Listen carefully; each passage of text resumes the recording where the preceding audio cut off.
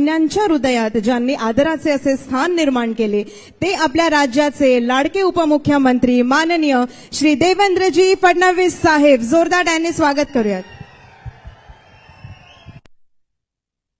भारत माता की, भारत माता की, छत्रपति शिवाजी महाराज की, धर्मवीर छत्रपति संभाजी महाराज की, जय श्री राम, जय जय श्री राम।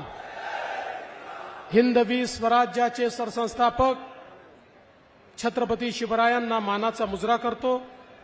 भारतीय राज्यघटनेचे शिल्पकार भारतरत्न डॉक्टर बाबासाहेब आंबेडकर यांना मानवंदना अर्पित करतो। आज मंचावर उपस्थित असलेले आपल्या सर्वांचे लाडके नेते, भारताचे कणखर गृहमंत्री आणि ज्यांनी मोदीजींच्या नेतृत्वात भारतातनं काश्मीरमधनं 370 कलम रद्द केलं ते आदरणीय अमित भाई शहा यांचं या ठिकाणी मनापासून स्वागत करतो। मंचावर उपस्थित आपले उमेदवार डॉक्टर सुभाष बाबा भामरेजी, आमचे सहकारी दादाजी भुसे, अजितजी गोपचेडे, अमरीशभाई पटेल, लोकप्रिय आमदार जयकुमारजी रावल, दिलीपजी बोरसे, राहुलजी आहेर, राजवर्धनजी कदमबांडे, जयप्रकाशजी बाविस्कर, अनुपशेठ अग्रवाल, कैलासजी चौधरी, किरणजी पाटील, शशिकांतजी वाघ, केदारनाना आहेर, गजेंद्रजी अंपळकर, निलेश कचवे, सतीश महल्ले, दादा जाधव, प्रदीप करपे, संजय शर्मा, धरतीताई देवरे, डॉक्टर तुषार शेवाळे, प्रतिभाताई चौधरी, शैलेंद्र आगजे, चंद्रकांत सोनार, सुधीरभाऊ जाधव, सोनालीताई कदम, जयश्रीताई अहिरराव, ज्योतिताई बोरसे, हिरामणप्पा गवळी, नारायण पाटील, मंचावरील सर्व मान्यवर आणि उपस्थित सर्व भगिनी आणि बंधूंनो, आपल्या सर्वांना कल्पना आहे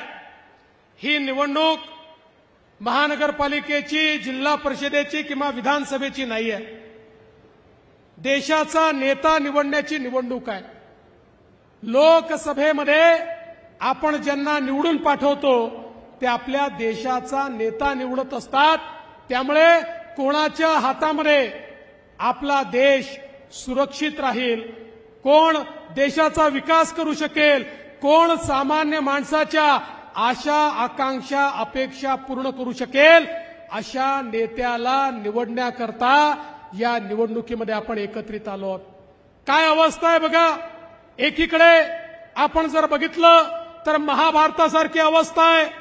एकीकडे पांडवांची सेना आहे, दुसरीकडे कौरवांची सेना आहे। पांडवांसोबत राजे आहेत, कौरवांसोबत काही राजवाडे आहेत आणि अशा परिस्थितीमध्ये आपण पाहू शकतो की या देशाचा फैसला येत्या 20 तारखेला आपल्याला त्या ठिकाणी घ्यायचा आहे। बंधू भगिनींनो, एकीकडे विश्व गौरव असलेले, विकास पुरुष असलेले आपले प्रधानमंत्री नरेंद्र मोदीजी आहेत आणि मोदीजींच्या समवेत त्या ठिकाणी एकनाथराव शिंदेजींची शिवसेना आहे, अजितदादांची राष्ट्रवादी आहे, त्या ठिकाणी राज ठाकरेंची मनसे आहे, रिपाई आहे, रासपा आहे, पिरिपा आहे, जनसुराज्य आहे, एक महान अशी आपली महायुती आहे। दुसरीकडे कोण आहे? राहुल गांधी आहेत आणि राहुल गांधींसोबत मी नाही म्हटलं, तुम्ही म्हटलंय, राहुल गांधींसोबत 30-40 पक्ष एकत्रित आले आहेत। पण प्रश्न एवढाच त्यांना आम्ही विचारला, आमचे तर प्रधानमंत्री मोदीजी आहेत, तुमचे कोण आहेत सांगा, ते उत्तर देऊ शकत नाही। त्यांना 4दा प्रश्न विचारला तर सकाळी त्यांचा एक पोपटलाल जो 9 वाजता रोज टीव्हीवर येतो, तो पोपटलाल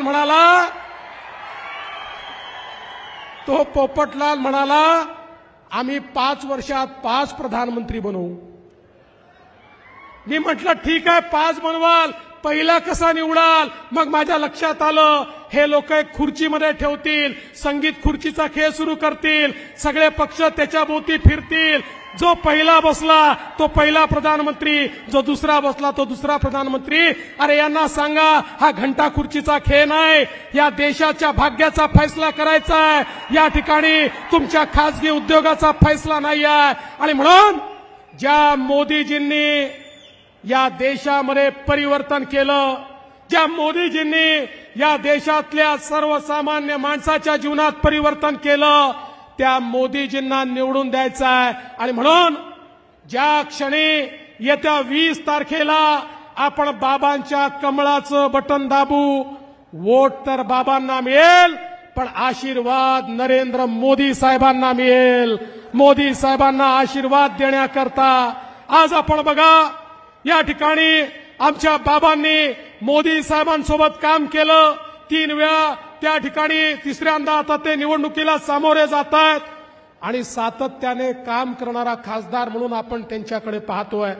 आज अक्कलपाडा धरणातनं या ठिकाणी 40 वर्ष लटकलेलं काम आपण त्या ठिकाणी पूर्ण केलं. 170 कोटी रुपये दिले. आमच्या बाबा भामरेंनी, आमच्या जयकुमार भाऊंनी सुलवाडे जामफळ सारख्या योजनेचा पाठपुरावा केला. जन्मात जी योजना झाली नसती, मोदी साहेबांनी 2700 कोटी रुपये सुलवाडे जामफळ करता या ठिकाणी दिले आणि हा जिल्हा त्या ठिकाणी सुजलाम सुफलाम होतोय. आता तापी बुराई योजनेकरताही 800 कोटी रुपये आपण दिले आहेत. त्याचंही काम लवकरच आपण पूर्ण करणार आहोत. आणि एवढंच नाही तर मोदीजींच्या नेतृत्वात पश्चिमी वाहिन्यांचं पाणी हे पूर्वेकडे आणून आमचा खानदेशाचा पट्टा असेल, आमचा मराठवाड्याचा पट्टा असेल, आमचा धुळे जिल्हा असेल, याचं चित्र येत्या काळामध्ये निश्चितपणे आपण बदलणार आहोत.